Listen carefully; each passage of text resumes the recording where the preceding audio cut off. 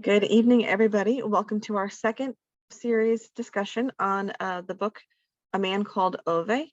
I wanted to go ahead and we'll get started tonight. This is our second discussion, and we have Dr. Peter Cohen here as our moderator.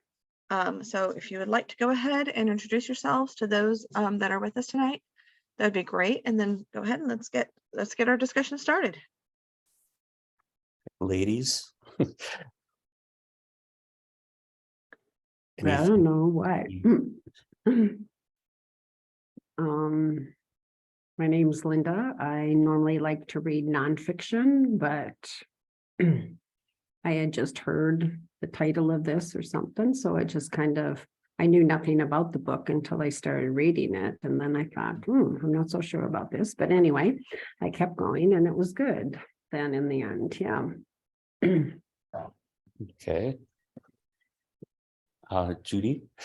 Yeah, I'm Judy. I'm in San Diego.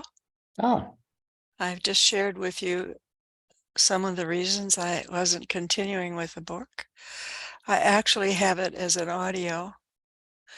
We're military, and I use the Navy library extensively. good. Yeah, I'm 86, so I don't read books easily, and I'm sad about that. But thank goodness I can get the audio ones. Yeah, that's good. Yeah, it Okay. is. We lost Dana. Okay. We got about halfway through the book last time, and I apologize for the screw up with the second I don't know, episode, whatever. One of the things that I really caught on to was the fact that Ove, it's kind of like the first part of his life, he was learning to become socialized and with, through his wife. And the second part of the book through his neighbor. And it's, the exact same thing, because he says at one point, my life before was empty or something to that effect, and my life after her death was empty. And I was really struck by that. And you see his pain throughout. Judy, not to give away anything, but he does not commit suicide. I've assumed that, but I mean, there would be no more book about him. Well, you could have flashbacks. Yeah, that's true. That's true. And it's very interesting because as the book unfolds, he becomes more and more human and more sensitive to others, from saving that person's life on the train tracks to working with the neighbor's children, and the cat that plays a very interesting role in and of itself. And you see him warm up literally to the cat. It's interesting that the cat follows him, as well as he takes the cat with him, both. And he didn't want the cat in the house, but he did, anyway. And I thought that was just very touching in a lot of ways.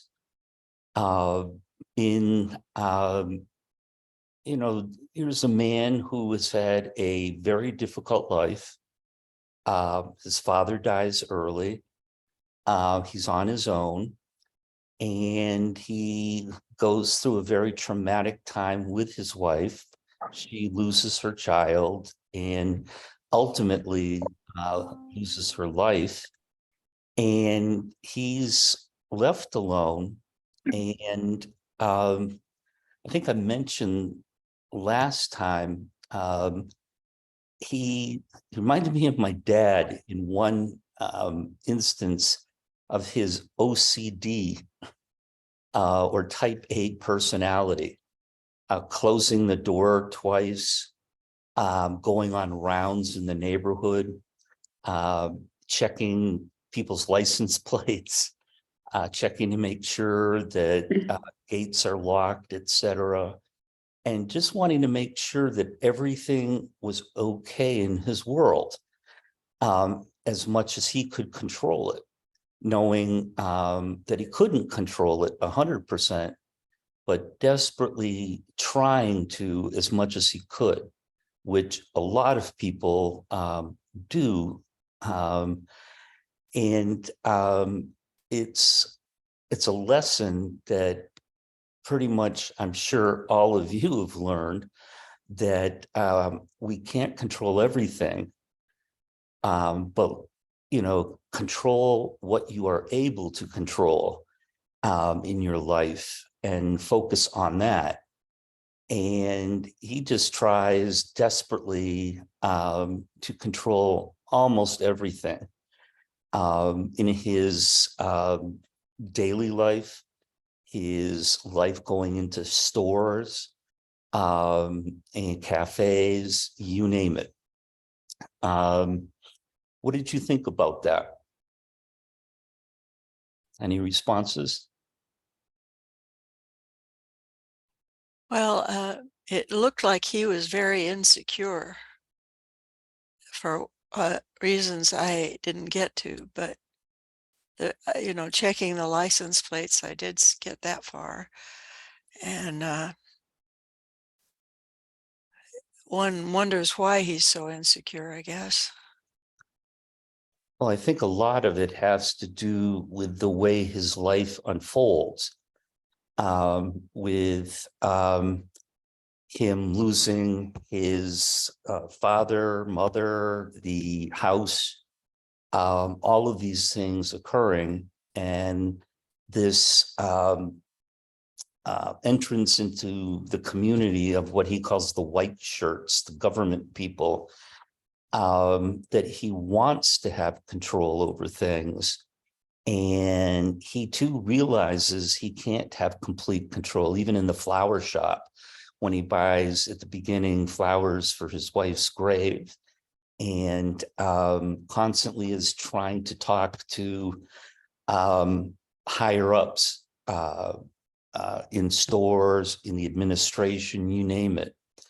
And I think a lot of people, as they get older, get frustrated because their voices aren't necessarily heard by people, and they feel very much alienated. How do you feel about that? I think that really explains a whole lot about him. He's a product of his environment. There's no question about it, in both positive and negative ways. The pain he goes through. And I mentioned at the very end of last time how wonderful and strange his relationship is with his neighbor, the woman. It's almost like she or he's her surrogate husband in many ways, because her husband is, even as he puts it, completely inept. At one point he said, manuals are to be read, and he falls off the ladder, he backs up into this mailbox, and all of these things occur. And it's just very, very interesting how he's exasperated by this, that he wants everyone to be kind of like in lockstep with him. Even with the purchasing of an automobile, how can you purchase a Volvo, or a Renault or a BMW? This is ridiculous. And the, I don't know, between he and Runa, this each buying a car trying to outdo the other while they're not even talking to each other is quite humorous. And when you see people who think that things are the most important things in their life, whereas they ignore relationships, I think comes out quite a great deal. And, and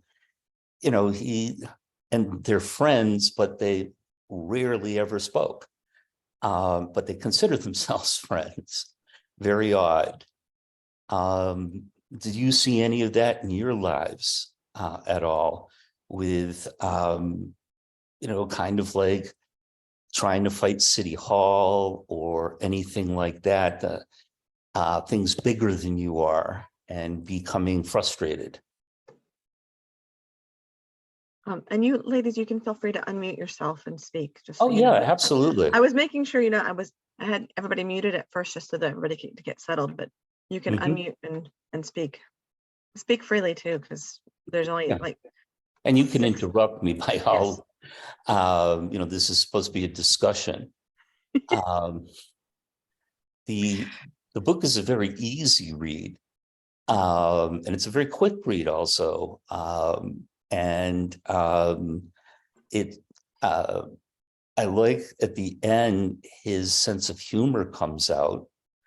And he's really becoming fully human slowly. The end is tragic. He does die, but he dies on his terms. He's at home. He does not hurt himself, although he attempts to on at least 3 occasions. But the preparations he takes is what really got me, especially when he took the shotgun out and put plastic coverings all over the room so he doesn't make a mess. Not many people do that, but at the end he does leave a note that is quite humorous also. The type of preparations he wants for his funeral, etc. I just found the book very touching, and I mentioned last time, it's kind of like the story Everyman. Anyone could be going through this. If any of you have had a loss close to you, you don't know how to deal with it. No one does. There's no manual on grieving in any way, manner, or form. And it's like adjusting to a new way of life completely. When my late wife passed away, I wasn't lost, but I was worried about being lost. Like, what do I do now? I'm left here with 4 children that were hers and now mine, and a home that I didn't build, etc. And all of a sudden, it's very interesting how he does take care of himself well. There's no question about it. He's used to doing things his way. He builds the ramp at the school so his wife can teach. She definitely, from the time she started teaching, was a wonderful teacher. And he heard that from people in the community. So it's very, very, very touching in a lot of ways. And you see how people are affected by loss and other things close to them in their life. Any comments at this point? Yeah, I just lost my husband, so I understand. Oh, I'm sorry to hear that.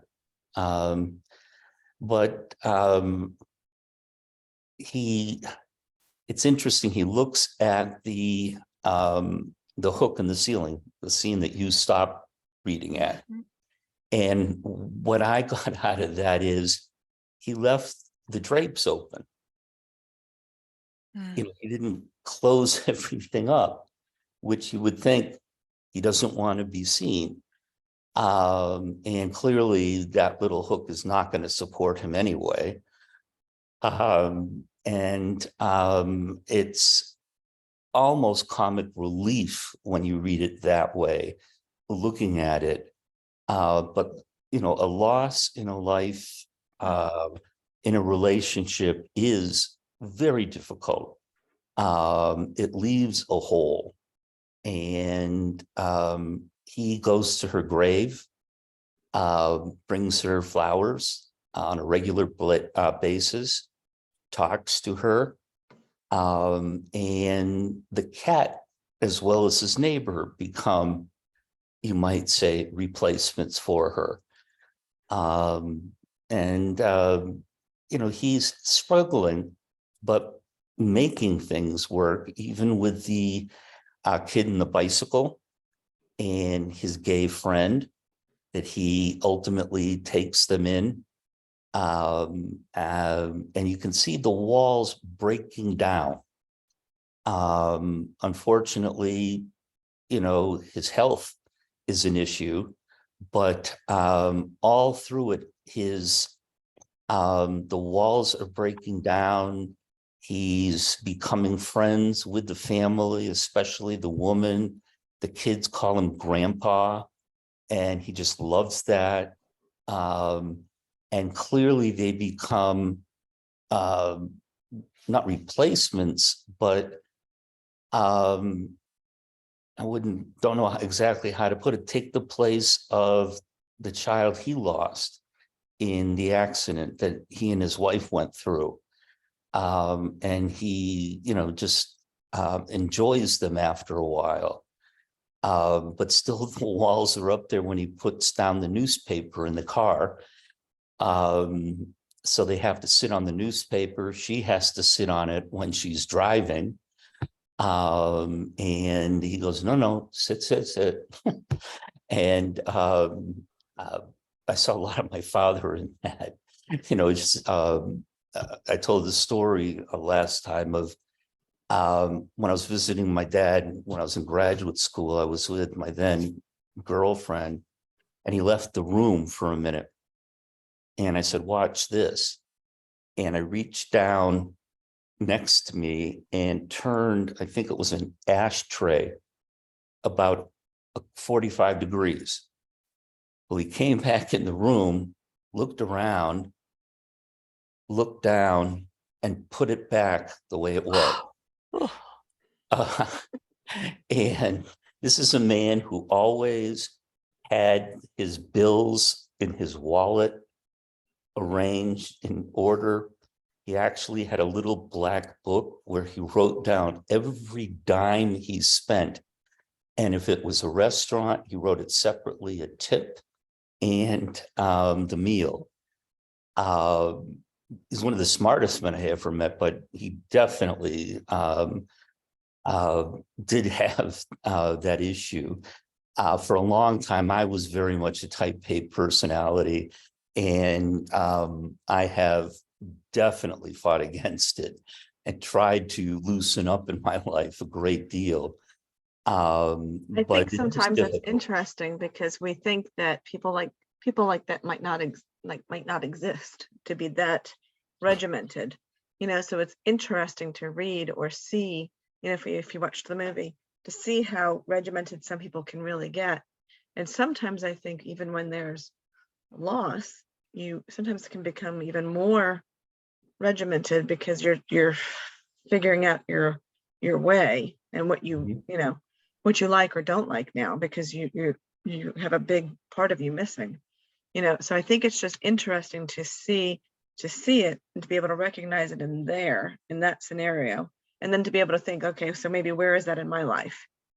Because we know that it's written and it's produced because there's parables in our own lives where Yes. these things parallel, you know, and we don't see it so much, but if we read it in a story or we watch it in the show, you know, we can see it. Maybe it help us ourselves to identify it. I know like my grandfather ate a ham and cheese sandwich on rye bread every day for lunch for 30 years. You know, he had every day for lunch. My father, then- very similar. Yes. And then my mother used to say when she was a teenager, she'd go into the bathroom, she'd put the towel down on the floor, she'd put her towel over to the side, she'd go to get in the shower. She might have forgotten something. So she jumped out to go get it. And she would jump out to go get it. And she'd come back in and the shower, the rug was back up on the thing, the towel was put away in the closet, like within 3 minutes, you know, like he was walking around the house and he saw something out of place, he'd go fix it, put it back, and she'd be like, dang, I just ran to grab something from the bedroom and came back in here, and he had already had it all cleaned up and put away.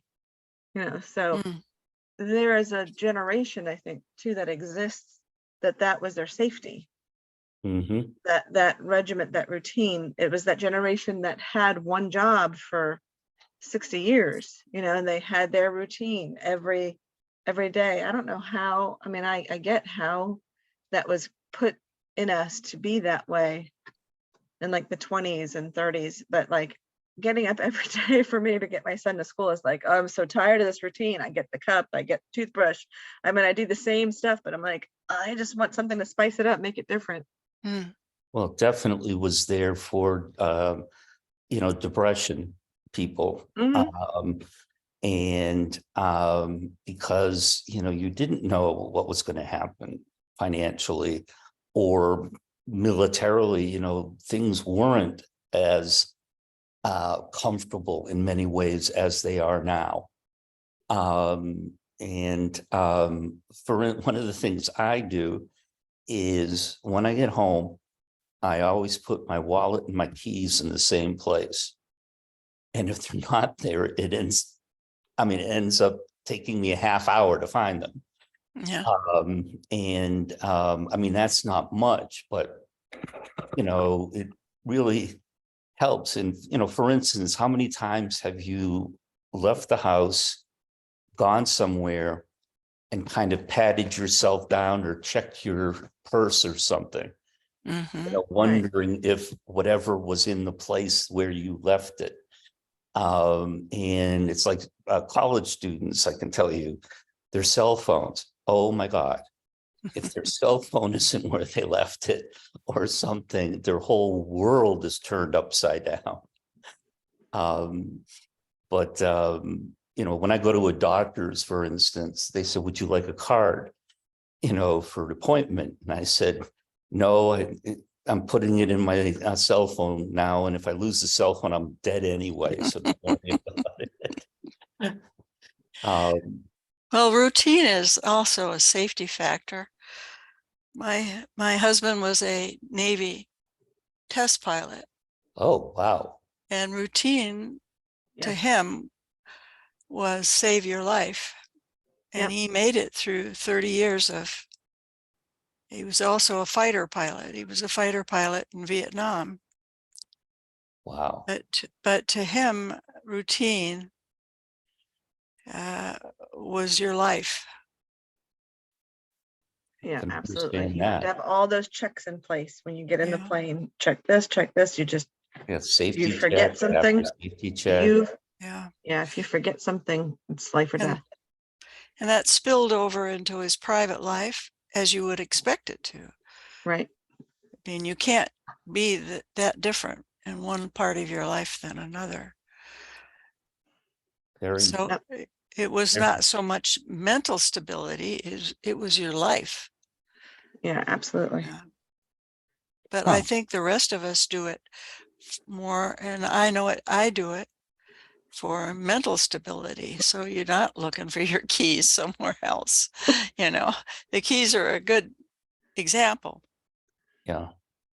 Yeah. Boy, a I was test gonna say, pilot. my keys go right here all the time on the hook on my purse. If Yeah. they're not there, I know.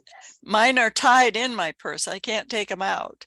I Yeah. have them on a lanyard so I can undo the key. But Well, Yeah. that sort of thing. Yeah. one of my favorite books and films is The Right Stuff.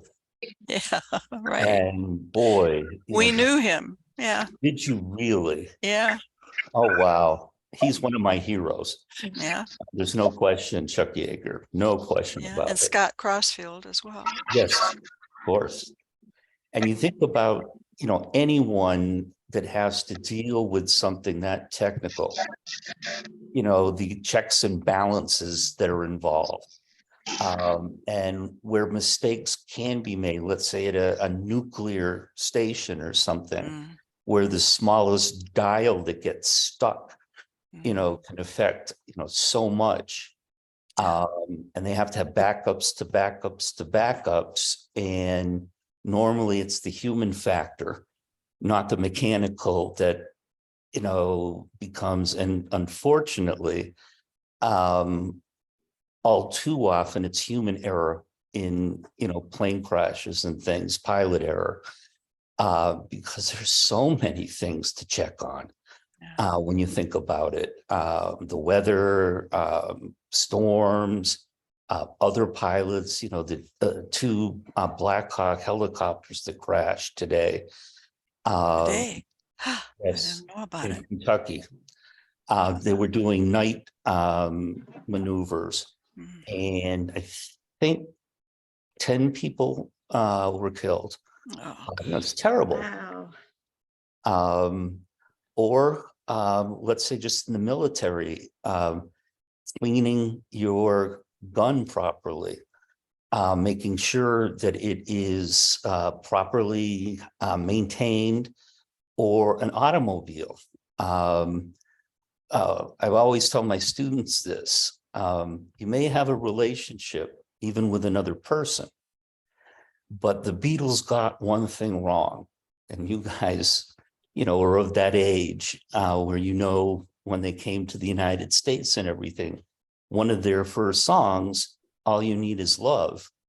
No, you need maintenance, constant, ongoing maintenance in a relationship, just like you do with an automobile. yeah. You have to have the oil changed. You have to do this, do that, not forget a date, an important date with someone. And it can really be a problem. You inadvertently do something that really affects, another person in a great way. And you were trying your best. But boy, the example of your husband, wow, a test pilot. Yeah.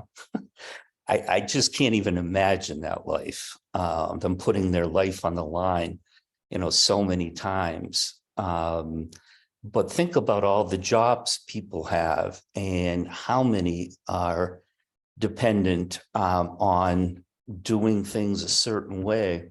When my dad was 70, he saw me working on my dissertation, and I taught myself how to use a computer like an idiot while I was doing it. And he was watching me and he said, will you help me pick out a computer and, show me a few things? I said, sure. Well, within a very short time, he was very adept at it.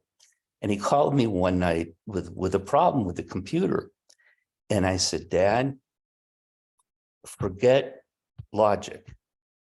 It's a machine you're dealing with. It wants things done a certain way. Shortcuts often don't work. And when you look at things, a lot of people who take shortcuts end up going the long way ultimately anyway. And I think Ove is just holding on to this. It's like the end of a rope. This is what he's got. This is the control of the environment he does have, and he's trying to hold dearly onto it. And it's very interesting watching that unfold. I was very much understood many of the things he was dealing with, that he wanted things his way and not another way. And in many times in our lives, I mean, can you think of a time in your life when that was the case? That you were just very frustrated because it wasn't, whatever it wasn't working the way you wanted it to. Any of you? Yeah, lots of times. Yeah. The example I often give my students is the largest administration other than the college you're going to be dealing with is the Department of Motor Vehicles. Try And, the VA. oh, yeah. Yes. Yes, very true. And very similar with the VA, Yeah. from what I know. If you fill out the wrong paperwork or leave something blank or use the wrong color, or if you go to the wrong window and wait in line for an hour, what ends up happening if it's the wrong window? Yeah. They send you to the back of another one. So the key here is to, it's, you're a, military person, you got to understand the chain of command. And if you try to break the chain of command, it doesn't work. And this really happens in so many things. In college, for instance, if you go to the chair of a department, let's say I did something wrong, and the student goes to the chair of my department, what's the first thing the chair is going to ask the student? Do I have any control out of this? Are you in the right line? Yeah. Or yeah. Did you talk to the person involved? Yeah. Did you talk to the professor about this? Mhm. Similarly, if you go to a dean, they're going to say, well, did you talk to your chairperson? Mm, And boy, does it get frustrating, when you get to the wrong line yeah. or something like that. Boy, the VA, I can't even imagine what that's like. That's just so beyond me. When I went to, I'm basically retired, but I teach one course at the university still. It was much more work to retire than it was to get hired. Because, knowing, I knew nothing about Medicare. I knew Oh, nothing about these I see what you hundreds of mean. programs that came into my mailbox. Mhm. Basically, and it was during COVID, so I couldn't go to the office and speak to someone. So finally, and I was just like ripping the hair out, it's like, what do I do? And my sister is in human resources. And she was totally, hit the wall also with it. She said, I've never seen something more ridiculous than, Medicare, retirement, et cetera. And in some cases, you have to change, re-up your program every year, and they change the rules without telling you.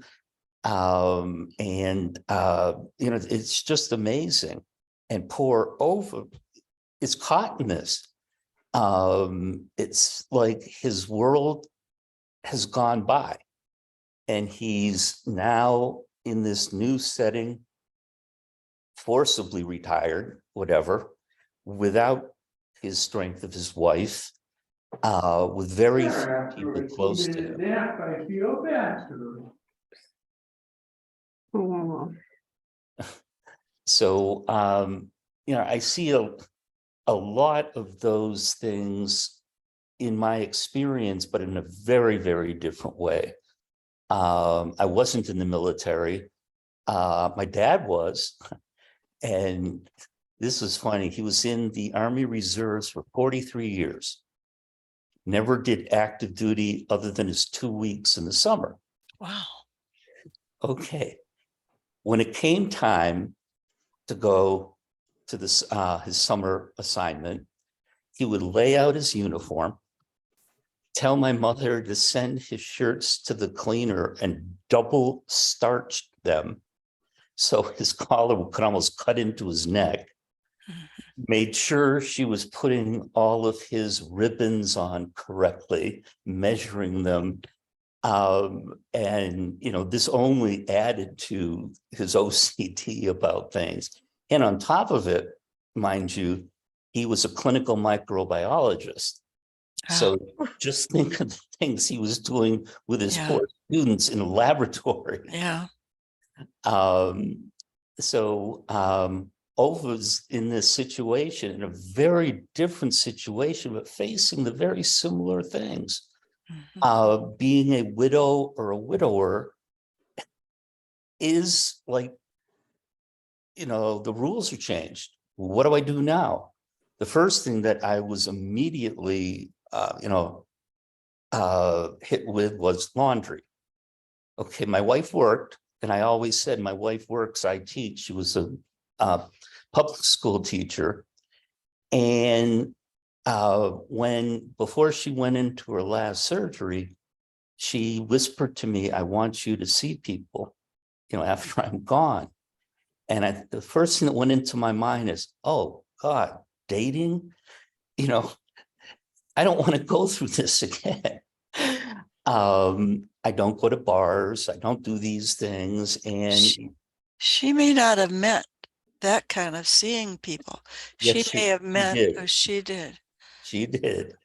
Okay. She said, there's a lot of people out there that are going to want, a relationship with you. And I said, Okay. yeah, sure.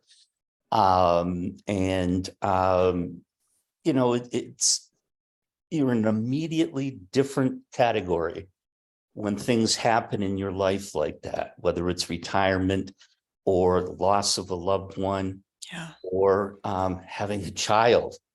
I never raised a child from, infancy, but when I turned 40, I inherited 4 children, teenagers, and my life changed like that. Mhm. Now you have kids. Right. And I have a new puppy now. And Now you know. now I know. And the puppy likes my girlfriend more than he likes me. Well, that's a bummer. But it's fine. He's a doll. But it's really the struggles he goes through, when you read it. If you look back on your own life, you may not see the exact same thing, but Mhm. personalize it. Yeah. And I Okay. think you'll see a lot of it, all of you. The film especially, I haven't seen the one with Tom Hanks yet, but the The Swedish actor, one? Mhm. what? The Swedish one you're talking about? Yeah. Mhm. And you can get that for free on Prime, if you have Okay. Prime. The actor does a wonderful job. He's no actor that you would know. And from the very beginning, you see the pain he's going through, the adjustment he's going through, the angst that he's going through. And, guess what? It's a human condition. We all do, Mm. one way or another. And I think the book in that way, and the film for that matter, the reviews that Tom Hanks got have been wonderful. And I saw an interview with him about the film. And they asked him, how do you feel about playing a curmudgeon? And he said, I love it. I'm tired of being nice. And he really enjoyed it, apparently. And I'm sure he did a good job, knowing how good of an actor he is. But when things don't go right, think about the simplest thing. Okay. Your car doesn't start in the morning. Mm. Your computer doesn't work quite right. You can't find your glasses. You can't find your keys. Turns your day completely upside down. The smallest things, where when you think about it, they're really little things, almost nothings. An appliance breaks down. Guess what? That's what they do. When I moved in with my wife, one by one, every major appliance in the house broke down. Mm. And this is before I was a homeowner. And it's just, you have to get used to that. Things fail. And our culture now is such a disposable culture. We don't get things fixed anymore. Right. If a car goes over, I remember when cars, when they went to 60,000 miles, you immediately traded them in. Now 250,000. But if something like your television breaks, do you go to the repair shop? No, you throw it in the garbage and get another one. A camera breaks. No, you don't want to do that. You give up cameras altogether now and you just get a phone that takes pictures and then No, you're done. I can't. I finally learned that. Well, every time I travel, usually I break a camera. I'm trying to break myself of that. Yes, no, I totally Um, understand. And when you travel, you lose things. And one of the first things I learned when I was working with a travel company is do not bring anything with you that is irreplaceable, Mm. period. Yeah. Leave it at home because you will lose things. And the first two things to go are a telephone and a computer. Yeah. And, basically you have to strap them to yourself, or a camera for that matter. Mm. I remember the first trip I took with students, a girl left her camera on the bus from the school to the airport, Oh, even before we got on a plane. yeah. So, it just amazing how much it is us in that role. Everything around you, you want to have control over it. But even with COVID, think about that problem. Yeah. And how people faced it. Working from a situation like this, I had to teach online.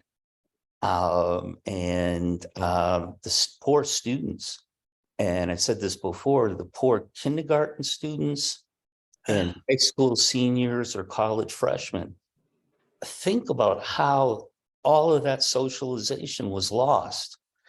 When my mom died, we thought my father was going to fall apart because she was the social one. She kept all the birth dates and all this stuff. Well, he lived in the house for 10 years by himself, and he moved into a very nice retirement place. And typical of my father, he sold the house in one day for cash and sold it for 40 times what he paid for it. Typical of someone from that era, being careful with their money and all those things. But, look at your daily life and the smallest thing. My girlfriend's sitting next to me and she's constantly wanting to watch the weather. And I say to her, Debbie, it's the weather. It's going to do whatever it wants to do. And it is not going to be what the weather person says all of the time. It's going to shift one way or the other. And it's just one of those things, I'm from New England. So as soon as you went out of the house, you wore layers no matter what. And every, True. when I laugh at college students immediately get sick here because when the temperature goes below 50 degrees, they put on parkas. They don't put on, a sweater or a sweatshirt and something else. And they immediately get colds and get coughs and things. But control what you can. Don't give up, those things you can't, but understand what you can't, control, because it's like batting your head against the wall. And that's exactly what Ovid did in times, writing letters to the government, writing letters to the other countries and things of that sort. And, he got so frustrated, and he should have just realized that's not going to work. Deal with things the best way you can. It's like making an insurance claim. Thankfully, Medicare takes care of that. But when I was in North Carolina teaching, every single solitary time I made a claim on my insurance, health insurance, either dental or health, one got turned down. Now, they were in the same building, one floor apart. And it's like, they play this game, how long will you stay in it and put up with it? Like,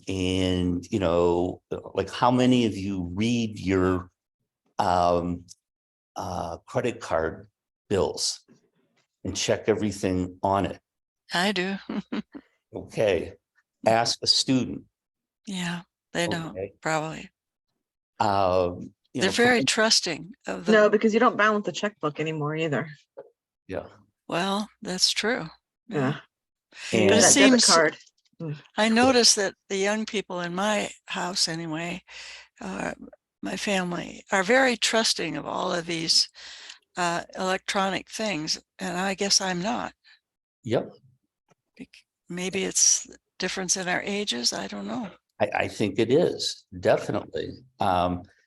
Think about how much technology has changed Uh, since you've been alive. I'm a depression baby. So Yeah. think about that. Yeah. I think Yes, we're in that absolutely. range. And, it is just, I tell my students, for instance, their iPhone is about 500 times as powerful as the computer was Yeah, on Apollo 11. that's right. Yeah. And the problem with, Apollo 13, when they were re-entering, was they didn't know if the computer would start up because Yeah. they'd never tried it before. And people don't realize you do more damage to your computer or television when you turn it on or turn it off. Mm. That's why Apple, if you have a Mac, you don't turn it off. You just close it and open it.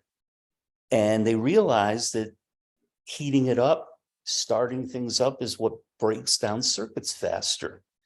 Mm. And think of all the technological changes that have gone on, and how many of them people fought over and didn't want to deal with. I was a dyed-in-the-wool PC person until about 12 years ago. 15 years ago, there were only 2 Macs on Clemson's campus. Now almost everyone has a Mac. An automobile is almost impossible to fix yourself because of the computers on it, etc. Yeah. It's just amazing. A student showed me an iPhone. There's so many things on that you don't even scratch the surface of. It's silly. He said, look at your calculator. I said, okay. He said, turn it. And it turns into a scientific calculator. Now, when I was in college, a scientific calculator cost about $500. I paid for one. I know too. Yeah, I bet you did. Yeah. And my brother-in-law was an insurance actuary. He worked for the biggest company and did a lot of defense contracts, etc. Now you get a magazine subscription and they give you a calculator. And it's just amazing. And here he was when he went into the store. I just got such a kick out of it when he went into the store to buy an iPad, for his neighbor. And he had a fight with the salesperson. He goes, "Why are you arguing with me? I want the computer." And, he gives it to the girl for birthday, and she thinks it's the greatest thing. And I truthfully think an iPad is the greatest invention, one of the greatest in the 20th century, for what you can do with it. But whoever thought would be doing things like that? Whoever thought would be talking to each other at no charge? And seeing each other beyond talking. Absolutely. And you Yeah. think about, a little over 100 years ago, there wasn't telephone. And people don't realize the fax was invented before the telephone was. And I've never liked faxes. And you try to fight things when they change a major program on the campus. It's like, what are they going to do next? Why are they doing this? And this is what Ove is going through. He wants the way things were. He wants his Saab. He wants life the way it is. He doesn't want his wife's clothes moved. He didn't change his kitchen. He ate at her favorite cafe. And it's very, very understandable and very human. And that's what really touched me about the book the most. And towards the end of it, you can see him just becoming more comfortable with things, slowly but surely. And it's kind of like when you watch someone get content in their life after going through difficulties. Is very similar to me. If they have health problems or something like that. One of my neighbors, who's a Navy retiree, in his 90s now, he said, all I care about is getting my 3 retirement checks in the mail. What's going on in the news doesn't bother me. He goes, that's what I care about. And when you think about it, bottom line, in many ways, these are the things that are most important for sustaining the way we live.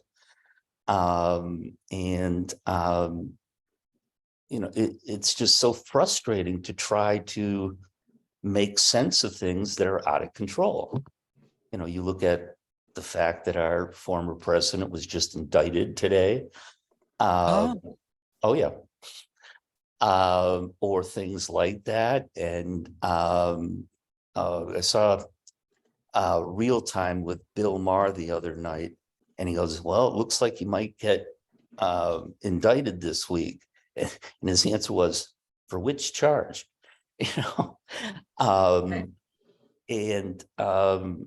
It's just, we as individuals don't have the power to control. Now, if the individuals get together, elections and things like that, that's when things can work. But it's a very difficult situation, without question. Well, I've come to the conclusion that there are only so many things I can do anything about. Right. And I'm not going to, and I really don't watch the news because I can't do anything about it. When it comes time to vote again, I will vote, but I don't have to know all of these little details about what's going on every day to vote. Yeah. I mean, I think you can make yourself go crazy if you try to keep up with it that's all. right. And it's more upsetting Yeah, to me. I agree. Yeah. I just don't listen anymore. Don't sweat the small stuff. Yeah. Yeah. And that's what Ove did. Well, the small stuff to me has changed. You Yeah, know, Yes, the and that big stuff changes. is my annuity coming in, is my retirement coming in, just like you're saying. Right, Those are the big stuff. and what are they going to change in Social Security? Exactly. What is Right. this? What Right. is that? That we don't have control over, even though we get letters from Yeah. AARP saying, "Oh, check this box." Yeah, You think it's right. like, Join really? this group. Right. yeah. Right. So, Hey, even I get those. I get early. I can join early. Do I want to, oh you know, and yeah, I'm like, Oh can we delete dear. that? I don't You're want to think about 22 that. and you can still join. I don't That's think awesome. she's 22, maybe 24. Oh, Okay, y'all are, we can reverse those numbers and then we're getting a little bit closer.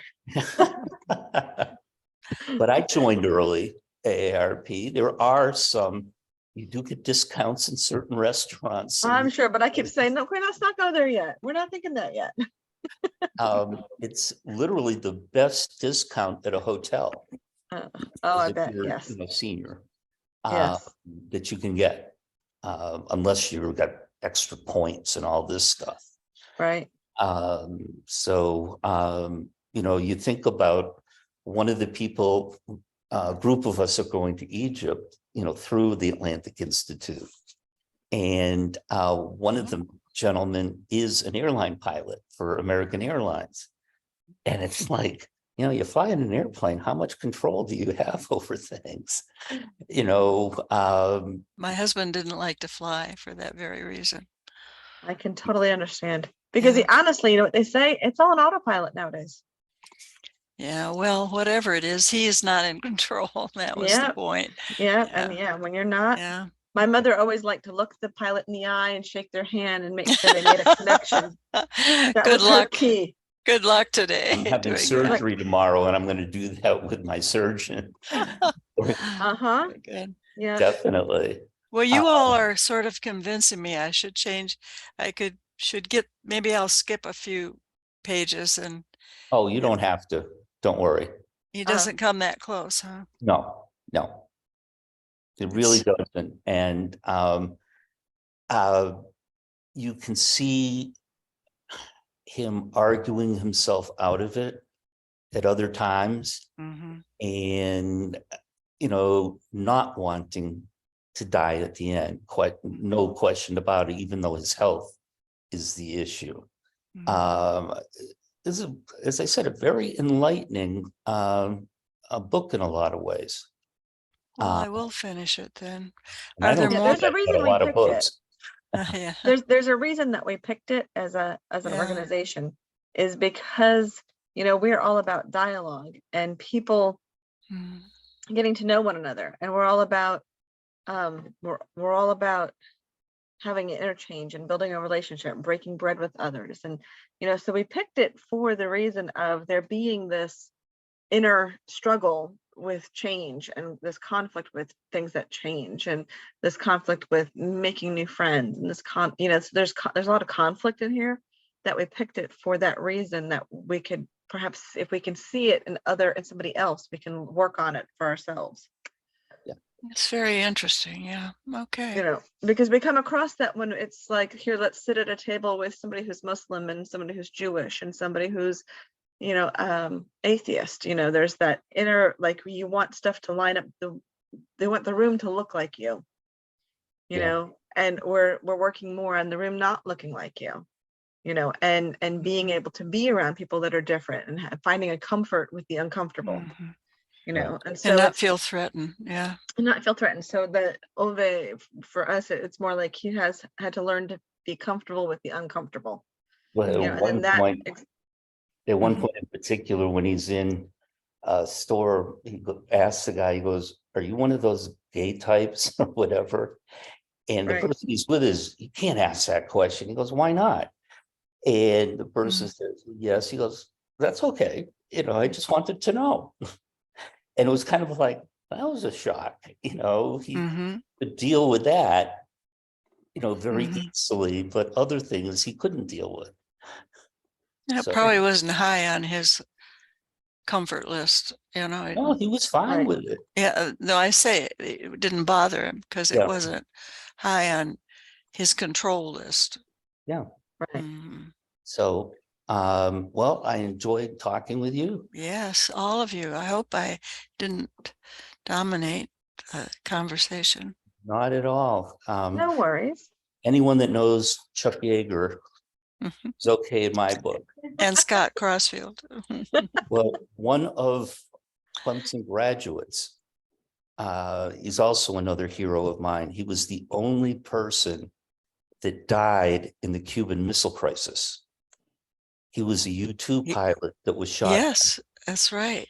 Yeah. And he went to Clemson, and his plane is literally, one of his planes is in Greenville outside.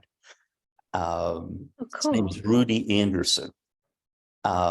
Just an incredible story. He didn't have to fly that day either because of the weather, but he said, no, it's my duty.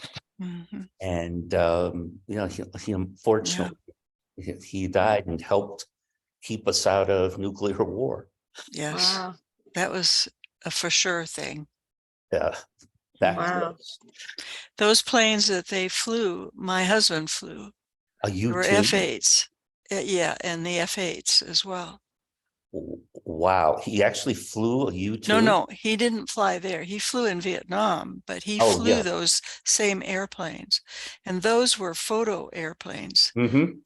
So they could, they were F-8, F-A, I've forgotten their designation, but Yeah.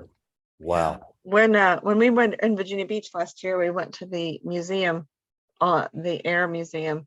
And it was so, and actually the coolest thing is all of those planes still fly that are there at the Air Museum. They can pull Yeah. them all out, turn them on, and they can fly them. They take them to plane shows and they can still fly a lot of those. And I'm just like, wow, that is so cool. And those Yeah. cockpits and some of those things are so small. There's so much around you. I hate to keep talking about my husband, but he was 6'4". Wow. Oh, I can. And I never understood how he fit in the cockpit of those Yeah. airplanes. And when he was at the test site, he was the time they were picking astronauts, and he applied, and he didn't know for years why he didn't make it. He finally asked Wally Schirra, who lived here, San Diego, and Mhm. Wally went back through the records, and they said he was too tall. Yep. I mean, all of those guys were very short. Yeah, because they had to fit in all that. Yeah. And I just think of our bodies. I think like I see generations, like your bodies change. Like we have a bigger bone structure. We have a higher, and I just think guys today, I don't know how they fit in some of those because their bone structure is a little bit more Well, unique. some of them are a lot bigger than they used to be.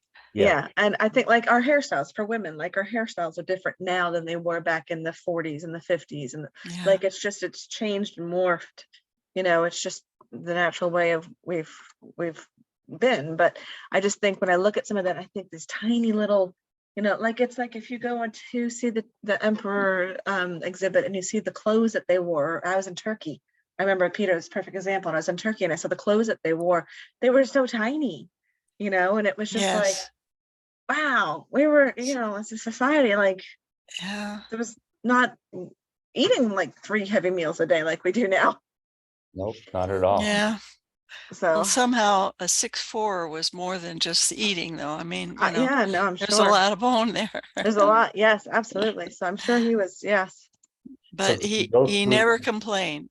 Did he go through the tests that they went through to try to become an astronaut? Oh yeah, he was testing airplanes at the time. Yeah. Wow. Yeah. Wow. And his Bean was sitting right next to him, and he is one of the early. These were the very first astronauts. So this was a long time ago. Anyway. Very cool. Yeah. My boyfriend's brother is a pilot for the Air Force, and he trains and teaches pilots how to. So that's dangerous too. Yeah, he trains and teaches them how to do things. Yeah. So he's got quite the job. And he's flown over Afghanistan, and he's flown missions in different areas. Oh wow. But yeah. Yeah, it quite- never ceases to amaze me how people put themselves out for that, to do Yeah. things like that. But Yeah. they love flying. I mean, my husband loved flying, whatever it took. When So they I do the think- flyovers, like he's in Utah, so when they do the flyovers of the stadium, he's one of the pilots in the flyovers. Oh, really? I Uh-huh. didn't know that. Yeah, it's pretty neat. Yep. So you're in Utah? Okay. No, I'm not. I'm in Hartwell, Georgia. Oh, So that's where I'm at. But it's his brother that is stationed out there over in Utah. oh, okay. So Got it. Nice chatting with you. Thank you. it's good chatting with you too. Take care. Okay. Is there another meeting?